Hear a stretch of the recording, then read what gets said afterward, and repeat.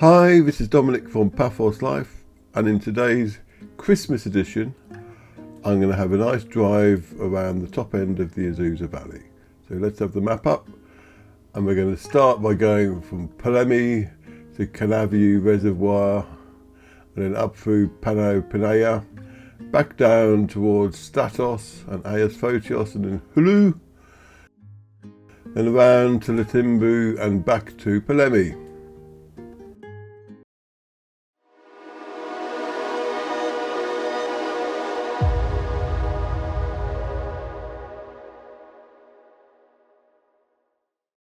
So yes, it's about 45 to 50 minutes of driving. It's going to be me waffling for bits of it, but I'm also going to have a bit of music playing just because, well, I'll run out of things to say otherwise because it's such a long film. I did it for Christmas Day because I figured not everybody enjoys Christmas, and a lot of people just want to see it through because, I don't know, they've lost people or they're on their own or whatever. So I thought, well, rather than have a jolly Christmassy thing, I'll just have a nice drive in the country so that anyone who can watch it who wants just to be taken somewhere different. So we're going in Polemi at the moment, and we're just turning onto the main road that goes through the village. You can find Polemi slap bang in the middle of between Paphos and Polis, by the way, just off the B7 before you get to Strumby. There's two schools here which we're driving past. Kiddies on the left and older kids on the right. And there's their playground on the right up here. And on the left is the very famous olive tree restaurant. And their pork chops are legendary there, I have to say. And now we're leaving Polemi, coming up to the next village, which is Safi. But before we do that, there's a graveyard on the right we're coming up to, just shrouded in these trees, you can see. And the Azusa Valley, which I said we're driving around, is to the right of all this. You won't see much of the Azusa Valley because we're going around the top of it, so it will be far below us, so to speak. But further on, you'll be getting lots of nice panoramas of it. Panoramas even. Now, if you're careful, you can just make out a weird black sheen on part of the landscape to the left. That's actually a solar farm, and they're getting more common in the countryside around Paphos for obvious reasons. There's also a slightly greyish sheen on the right as well, because there was a big fire here at the start of the year that went from here all the way to Choulou. Not in the same route we're going, I have to say. It took a direct route across the Azusa Valley. And we're going through Safi now. It's a very small village.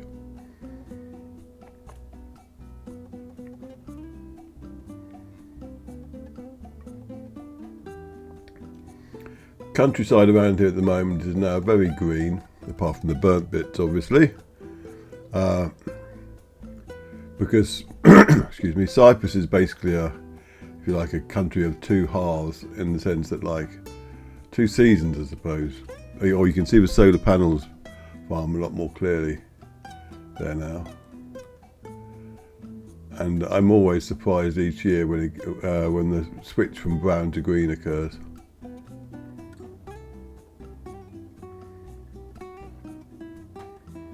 You can see bits of the Azusa Valley off to the right now. It's an interesting area to explore, the countryside at the top end of the Azusa Valley. Oh, let's get the professional stuff out of the way. Subscribe to our channel if you like our stuff and like our films and want to see more of them. Because the more you share, the more it benefits us with the YouTube algorithm. And if you want to help us out financially, go to our Buy Me a Coffee page at buymeacoffee.com/PaphosLife and chuck us a few coffees. All coffees are gratefully received. And if you want something back, go to our Etsy shop at etsy.com/shop/PaphosLife. And just you can get calendars, pictures, mugs, t-shirts, phone covers, all sorts of things there using artwork that we've created and pictures, etc. And follow us on Facebook. Our Paphos, our Facebook page, now has over 75,000 followers. Paphos Chat Facebook group and Cyprus Chat Facebook group. There you go. All out of the way. We got rid of the marketing now. So, yeah, where was it? Yes, the countryside is very interesting to explore, though you really need a 4x4 for it around here, because it's not it's not frequented very much by a lot of people other than farmers, and so the roads tend to be very bumpy with lots of potholes. We're coming into Agios Dimitrianos now. When I say roads, I mean the farm roads off the main roads. The main roads are fine. There's a very nice nature trail just there on the right you can do, and the village itself is nice to explore, but I'm staying on the main road. And soon you'll get turning that'll take you to Simu and Lassa and a number of other villages on the left. But we'll be going straight on to Kannaviou. But I think it was our first road trip ebook that we did, covers the route coming from Simu and then around this loop that we're doing now. So you'll find a lot more information on there about it.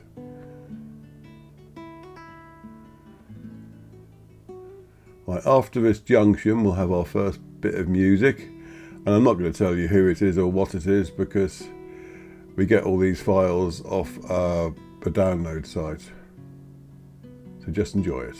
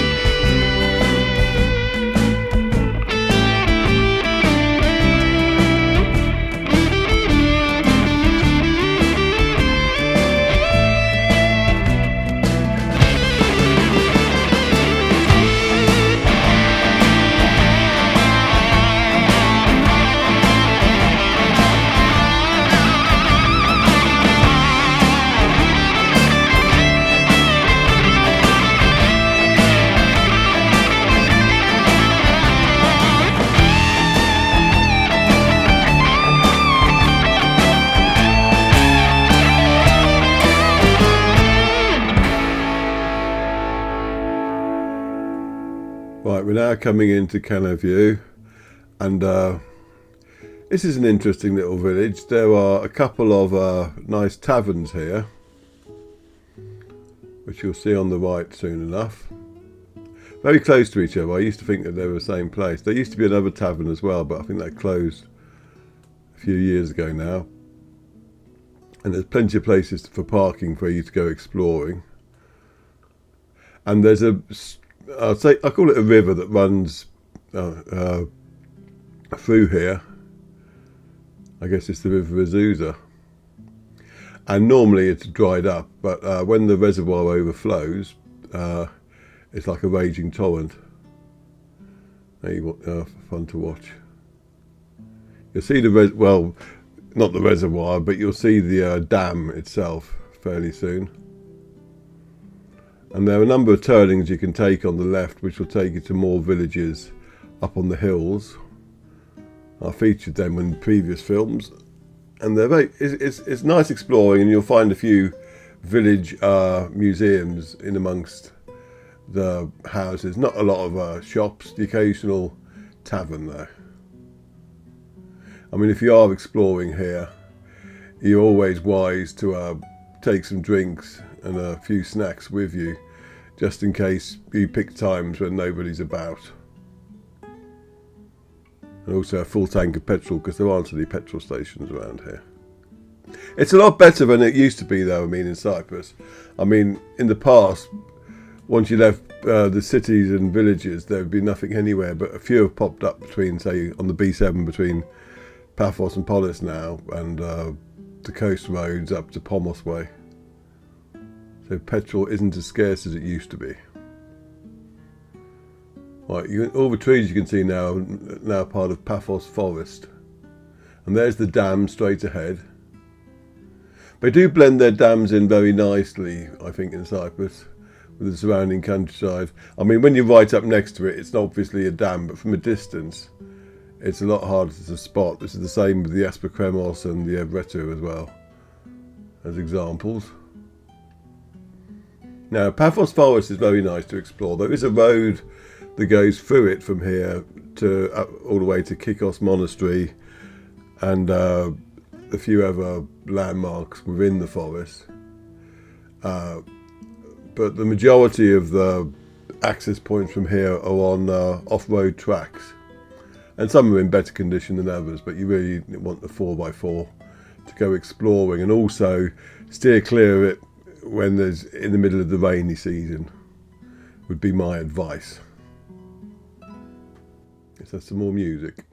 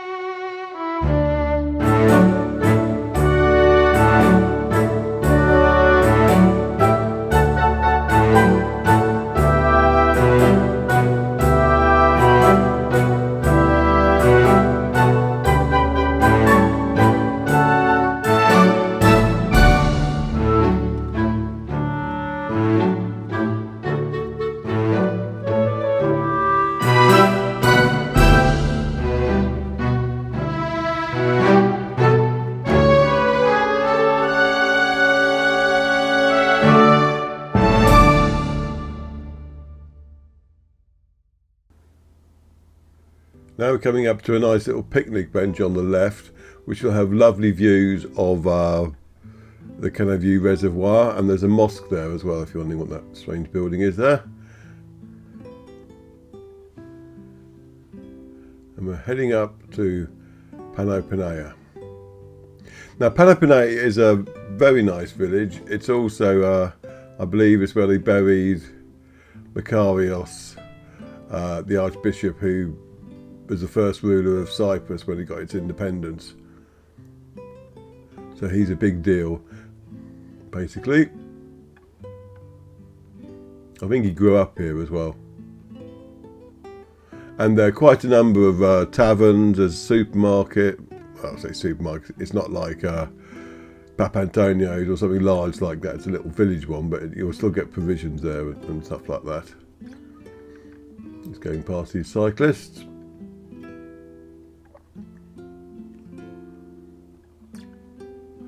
And beyond Pano Panagia, up in the, because it's not at the top of the hill. To get to the top of the hill, you either take the nature trail, which is called the Vouni Trail, and it is a stonker. It's lovely. The views are probably some of the best you'll see in Cyprus. Or you can drive up some of the farm tracks with the usual proviso, it'll be bumpy, etc. But it's a great place to explore. It's beautiful up there. If you've got any imagination in your heart, go there, that's all I can say. Have your breath taken away. And from there you'll get fantastic views of the entire, you'll realise how big Paphos forest is. It's huge.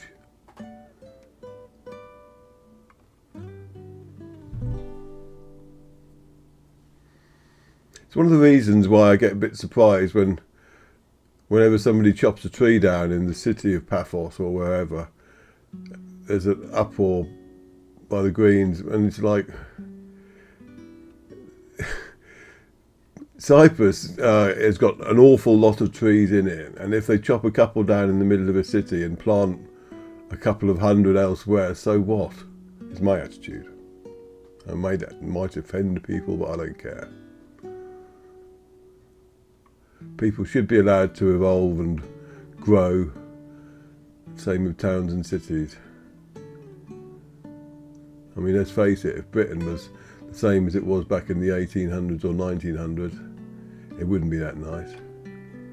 There's a vineyard, a winery rather, on the right there, and you'll get quite a few of those because, well, one of the things you'll find if you do go up to the top of the cliffs is that there's an awful lot of vineyards up there. And those grapes need to get processed somewhere, which is why the Statos festival that we filmed about earlier on in the year is full of wineries and stuff like that, because that is a big deal around here. Part of their non-tourist economics industry. Right, so we're entering Pano Panagia now. It's very touristy. I don't mean that in a nasty sense or tacky sense. It's just you've got some nice restaurants here. It's designed for people who are coming on holidays to explore the forests. And hunters as well, I suppose. I guess they might stay here over the weekends in the wintry times. But look at it, very pretty.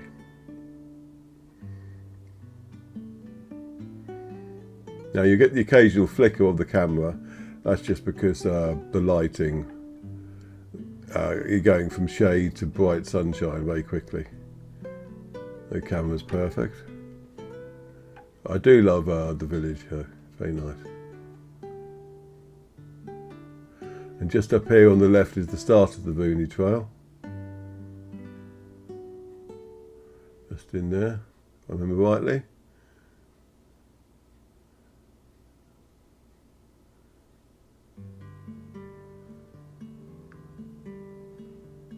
Yeah, because I parked just there before I did it. Okay, that was Pano Panagia. And we're now going to have another bit of music before we headed to Statos.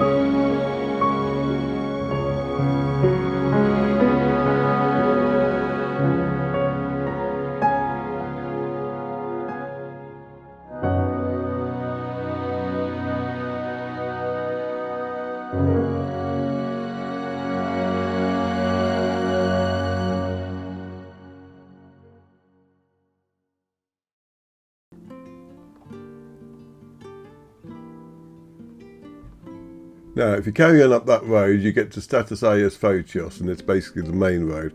We're taking the side road here to take us to Statos.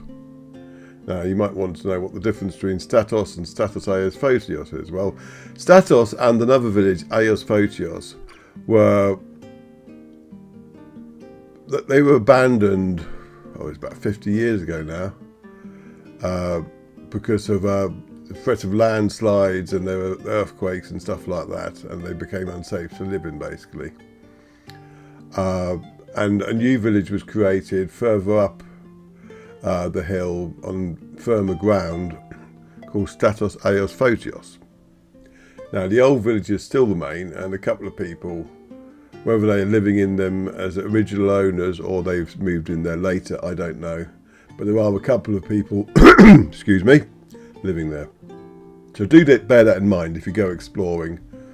It's not just a free rein to go wherever you want to. Some places are still inhabited.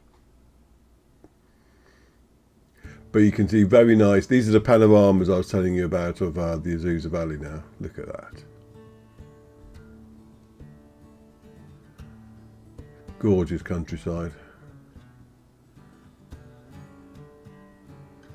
If you want to explore the Azusa Valley itself, you're better off going down Episcopi Way, because you can get easier access to the centre of the valley there. You can also gain access from the airport road. But you can see some of the abandoned houses now, and they become a lot more obvious in a minute. It's a fascinating place to explore though, but do be careful because it's built on a hill, so some of the floors will have big drops below them and holes in them.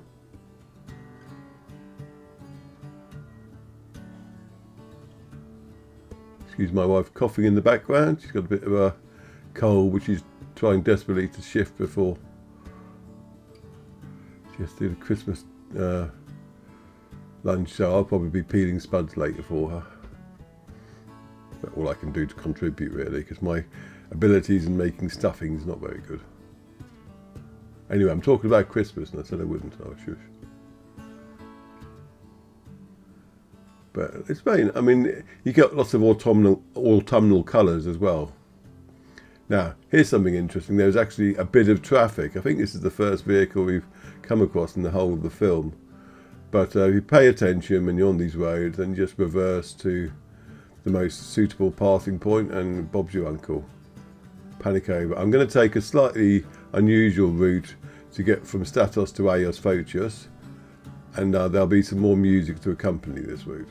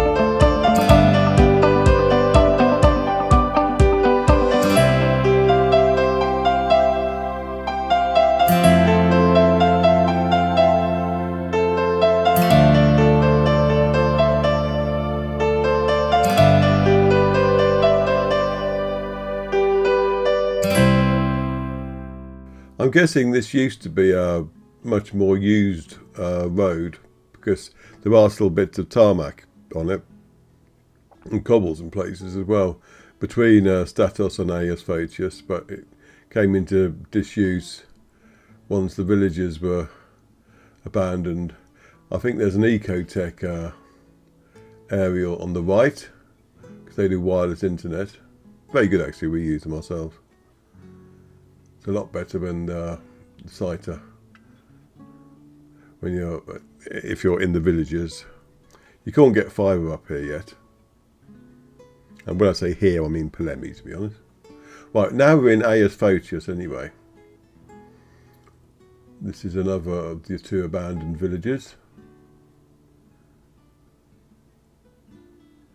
Now, when I first drove through it, I didn't think there was much here at all, but there are a lot of buildings unnoticed and hidden behind trees.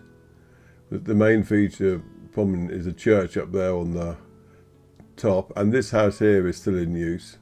There was a very friendly dog in that house, so that when I did a blog article on the village, must be about 6 or 7 years ago now, it gave us the guided tour of the village. It was really sweet. Anyway, up here there'll be a turning to the left which takes you to Falea. It's signposted, but I don't know why, because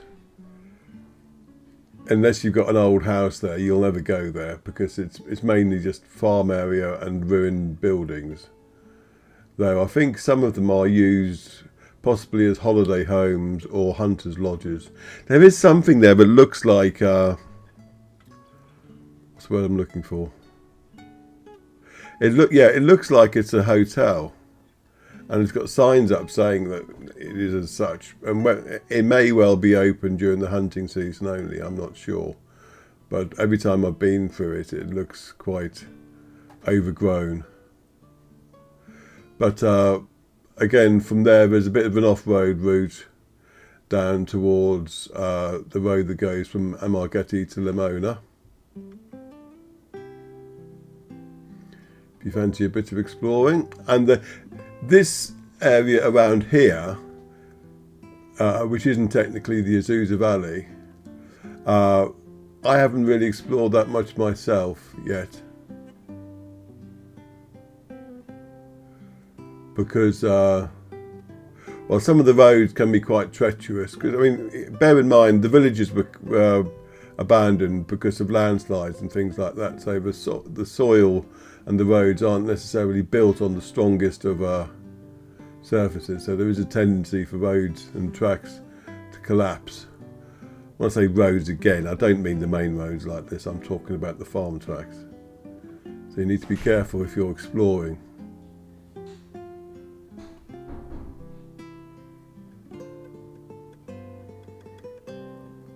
But I do intend to dabble further in the area. Trouble is, as I get older, my desire to explore gets more and more tempered with my desire not to get stuck in mud and have to dig myself out, because it's quite unpleasant having 3 hours up to your neck in it, I guess. Not my idea of fun. Oh, another car. This is a rush hour. My God. I said in the previous film though, that was one of my main reasons for immigrating from the UK to Cyprus, was that I was just fed up with so much traffic. I needed more space. I mean, everyone in my family had their own reasons, I guess. Slower pace of life is another one. Fresh air, nice weather.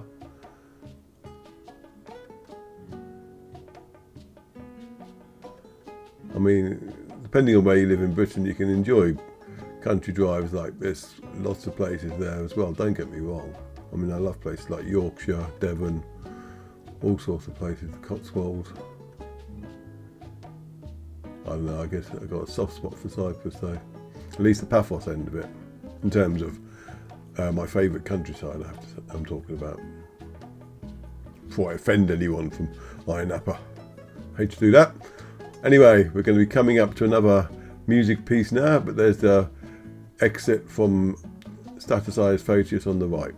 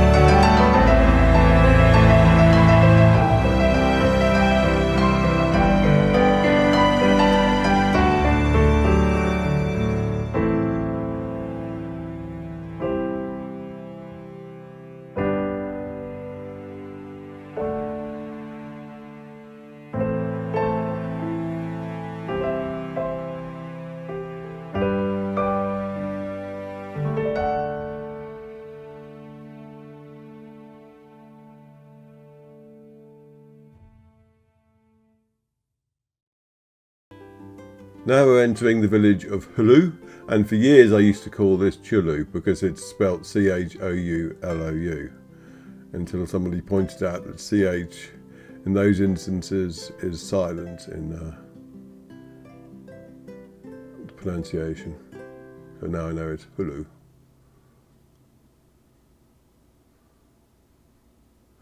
And this is one of those typical Cypriot villages that was built before cars existed, so the roads are very narrow and used for accommodating donkeys. So drive carefully through it, and note that there are a number of gaps at each side so you can pull in should you have to.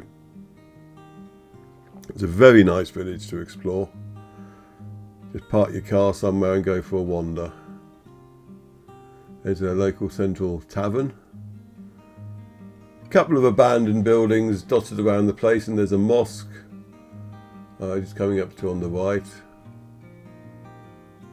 So a lot of the abandoned buildings will mean that there'll have been some Turkish Cypriots who are relocated after the invasion of '74. And there's a church up on the right. I think it's down there. And if you go down that way, there's also a little waterfall to explore. if you want to get muddy. It depends when you explore it. If you explore it middle of summer, you won't get muddy at all, and you won't see any water either. But if you go in winter time and explore it properly, then you will get quite muddy. Now, on the left, off this road, but on one of the side roads, there are a few historical ruins of old monasteries. I did an article on them when I did a 2-piece article on Choulou a few years ago now. And they're worth a little wander if you're in the area and passing through. And also on the left, you'll have turnings taking you to the village of Limona. There's a very nice winery in there. It's very popular. I will be doing proper articles on that place in 2025. There's the first turnings, Limona there.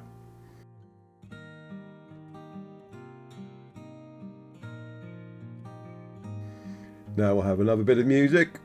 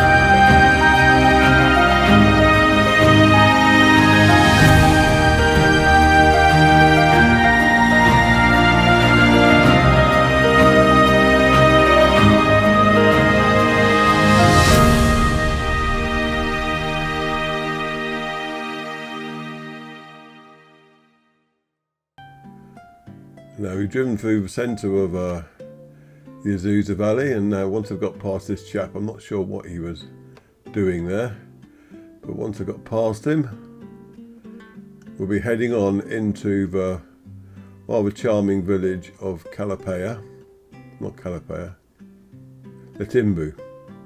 Calapea's after Letymbou. We don't actually go through that one because we're turning off to go back to Polemi. But yes, we'll be entering Letymbou now.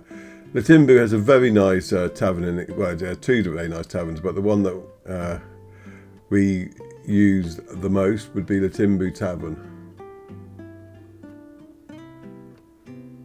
Very popular place. And hello to Anita if you're watching this film.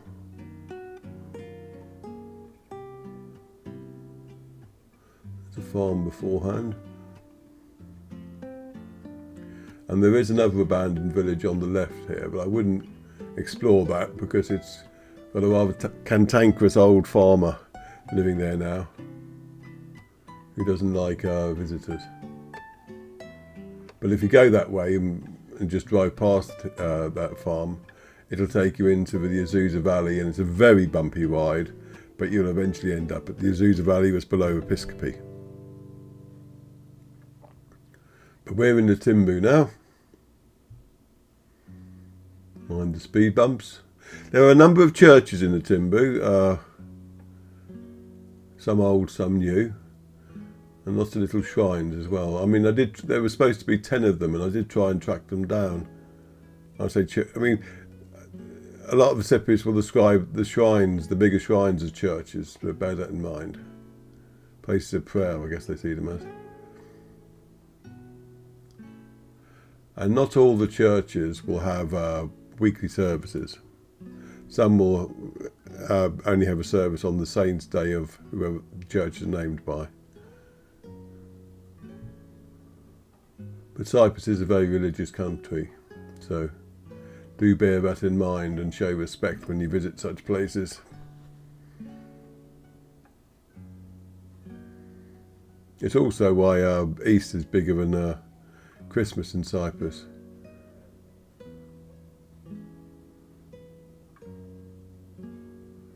Right, there's a shop on the left there which is occasionally open and sometimes looks like it sells petrol. There's the Letymbou Tavern there as well on the left, and a coffee shop on the right, and there's another restaurant on the right, but I believe that changed hands a couple of years ago, so I'm not sure what that one's called.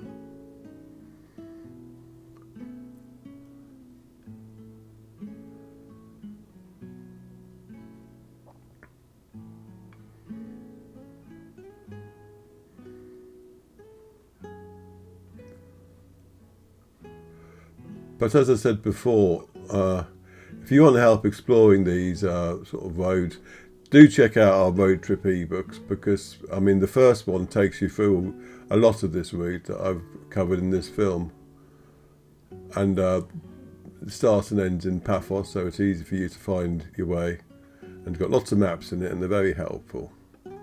Look in the description of the film for more information on the ebooks. They're well worth an investment because they don't cost much. So we're now leaving Letymbou, and I'll have our last piece of music.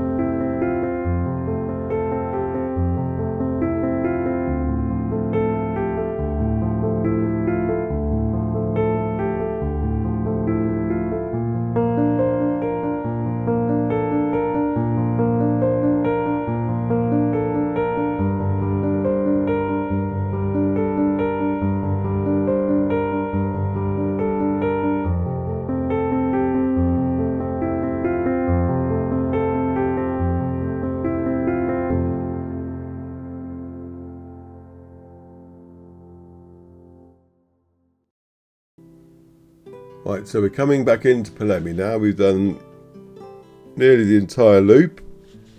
And we've been going for over 50 minutes, so if you're still here, well done. Little more remains to be said. Polemi itself is a lovely place. We love living here. We picked it because it's above the humidity level.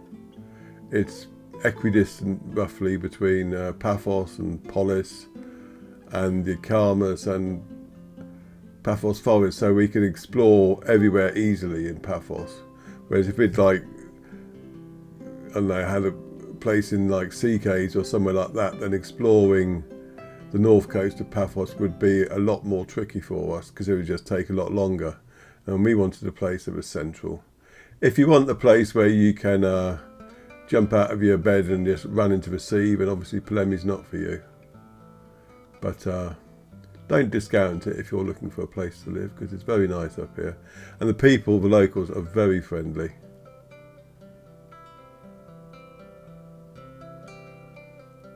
Our neighbours run one of the supermarkets and I drive past that, so I'll give them a shout out on the way through.